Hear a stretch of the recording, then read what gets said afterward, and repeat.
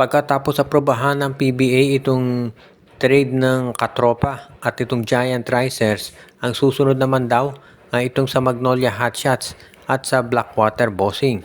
Ang latest report na lumabas, ito raw Magnolia Hotshots ay interesado na ma-acquire ang serbisyo nitong si Nick Demusis mula sa Blackwater Bossing. Si Demusis ay isang 6'5 power forward at marami ang naniniwala na isa ito sa mga maangas at matatapang na mga players na po pwedeng maging solid frontcourt addition dito sa Hotshots.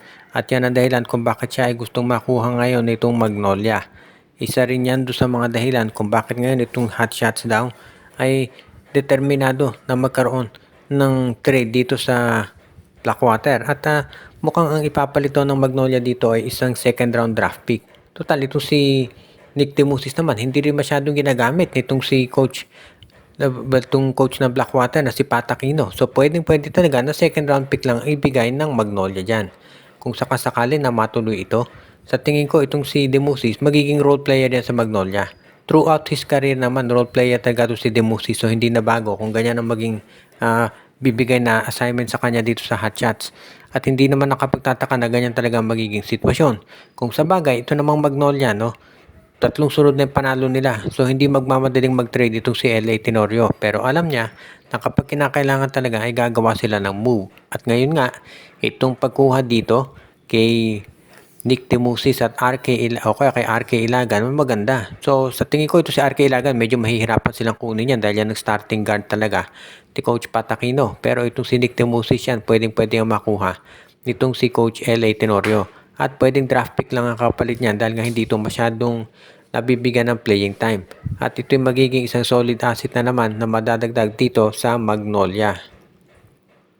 Ang Converge Fiber XS daw ngayon ay tinitignan mabuti kung ano ang mangyayari naman dito sa Rain or Shine dahil interesado raw ang Converge na makuha itong si Kaylan Tiongson. Si Tiongson ang premyadong power forward na ginagamit nitong si Coach Yeng Yao. Import stopper din yan at may 3-point shot. So ngayon, yan daw ang gustong makuha naman nitong si Coach Delta Pineda ng Converge. Kung sa bagay, hindi naman tayo magugulat dahil itong si Coach Delta Pineda palagi naghahanap yan ng mga players na may dadagdag dito sa Converge Fiber XS. At itong si Tiongson ang isa doon sa mga players talaga na magiging malaking asset yan para dito sa kanilang lineup. Isa lang doon sa mga nakikita natin na dahilan kung bakit ito'y baka hindi matuloy ay yung asking price ng Rain or Shine.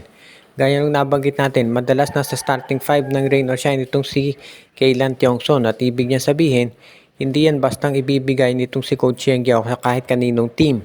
So baka ang hilingin nitong kapalit dyan ay isang katulad ni Justin Baltasar na sigurado namang hindi ibibigay ng Converge Fiber XS. So sa ngayon, itong pinag-aaralan ngayon ng management nitong lineup ng Converge kung sino yung pwede nilang ma-offer na kapalit nito si Kaylan Tiongson. Kasi hindi naman talaga papayag itong si Coach Yeng Yao na starter niya pagkatapos bench player ang kapalit. Baka first round draft pick pwedeng ibigay ng Converge.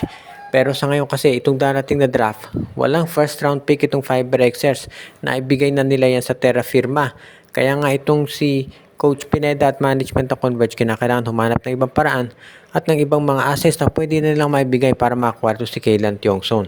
At iyan sigurado magiging isa doon sa mga pag-uusapan ng Converge Fiber XS ngayon. Dahil syempre kung ikaw naman ang Converge, alam natin na sila yung tipong team talaga na hindi magpapatalo pagdating dito sa pagbibigay ng mga assets.